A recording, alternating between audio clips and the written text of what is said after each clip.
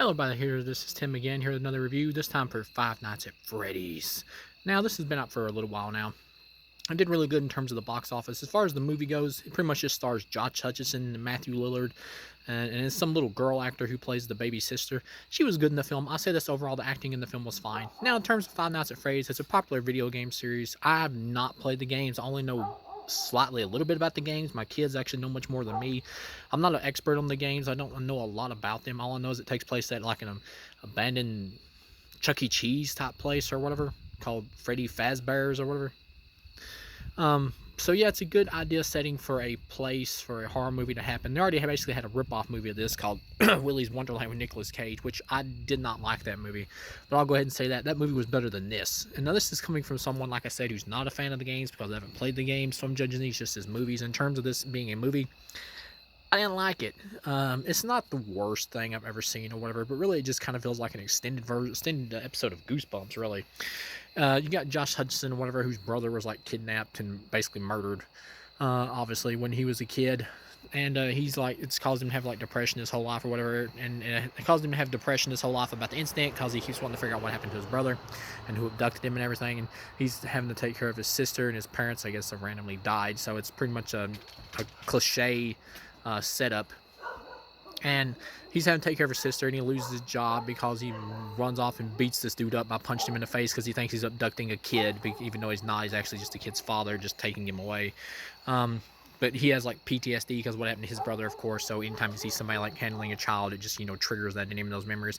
And he keeps having dreams about his brother and everything, and when his brother was abducted. So it's got this whole like main plot of where it's about him like having these dreams about his brother and trying to figure out what happened to him, and he keeps getting more information in the dreams. And eventually, when he goes to the pizzeria place or whatever, like Chuck E. Cheese, the Freddy Fazbear's, where he's watching the place as a security guard, he keeps having more dreams. And he starts seeing these little kids in his dreams, and of course you find out later the little kids are victims of a killer, and his brother was also the victim of a killer, and they were all basically the spirits of the kids were all murdered, and they are possessing the animatronics at the place because their bodies were put inside the animatronics to make sure the police didn't find them. Matthew Lillard plays like this job dude or whatever, who helps job counselor or whatever, who helps Josh Hudson like find a job and gets the job as security guard there. You got this other chick who shows up as a police officer. Then later on, eventually, the movie just kind of meanders through most of it. Just kind of gets kind of boring. You got these other characters who are wrote in here just basically for kills. And this is when the movie picked up a little bit, where they break into the place to try to sabotage it because Josh Hudson's aunt wants to get custody of the little sister so she can basically get the income money off of her. And these people are paid by her to break in there to mess the place up, to make it look like he's doing a bad job at his job, being the security guard. And they break in there, and of course they get killed by the animatronics. And there's some okay deaths. Most of them are off screen. This movie feels very watered down PG-13 to the point of almost being PG. But you get some okay, one or two okay kill shots where this chick gets picked up by the big bear or whatever and like bitten in half. You get to see it like silhouette. Not too bad effects wise.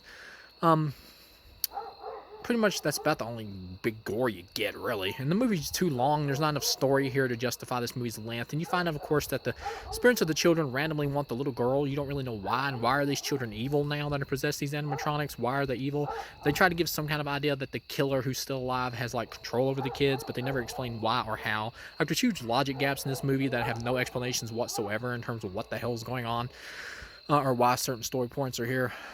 But somehow the killer has control over them, and it seems like they're trying to say the killer's making them go out and murder people or whatever, or his influences or something, somehow. But they're also, at the same time, they're also giving the idea that the little kid spirits are like lonely or whatever, and they want to put the little girl inside one of the machines so she can become like spiritually, like combined with one of the other animatronics there, and so they can have another friend or something. They kind of give the idea that's the kids' spirits wanting to do that, but at the same time, they also said that the killer is like manipulating them, so maybe it's the killer who's doing that because he just wants to add another one to his collection. The movie never explains. That's the problem with this movie. There's huge story gaps here that make no sense. Maybe it's more understandable if you've played the games, but me having not played the games, I didn't know what the hell was going on here. But you get to it never fully explains anything. Of course, you get to the end, and the big twist is that Matthew Lillard is the actual killer, and he's the only other person pretty much in the cast. Small cast, of course, with a little limited budget. There's no reason this movie should have really had a high budget. And this movie takes itself overly seriously, and it's got such a ridiculous premise with a killer cupcake animatronic. It needed to be having more fun with it, more gore and more B-movie type fun. And that's the biggest problem with this, is it's the wrong tone. You get to the end though, and Matthew Lillard turns out to be the killer. And I'll say this: Matthew Lillard, in terms of performance, is the best performance in the movie, and it's fun to see him here. And the little girl just like draws a drawing or whatever of Matthew Lillard killing the kid. So then they realize that he's the one that killed them.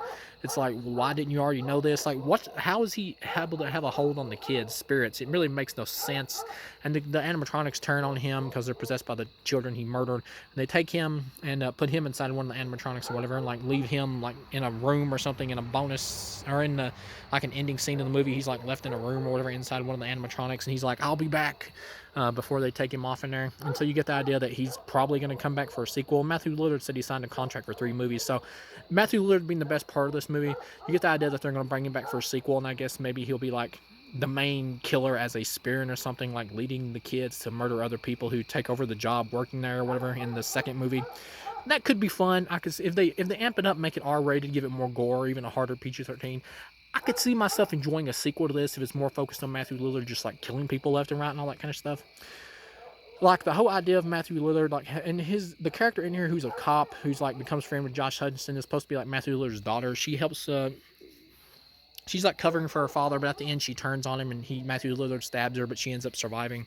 You get the idea that, well, I mean, that right there by itself, Matthew Lillard as a serial killer, like wearing an animatronic suit like he does in this, it's like a giant bear or rabbit or something, like killing people and all that, while trying to cover it up and getting help from his daughter to do so, like killing kids and stuff like that, put him inside animatronics. That right there is a more interesting movie than what we got, concept-wise and entertainment-wise. It would be more interesting.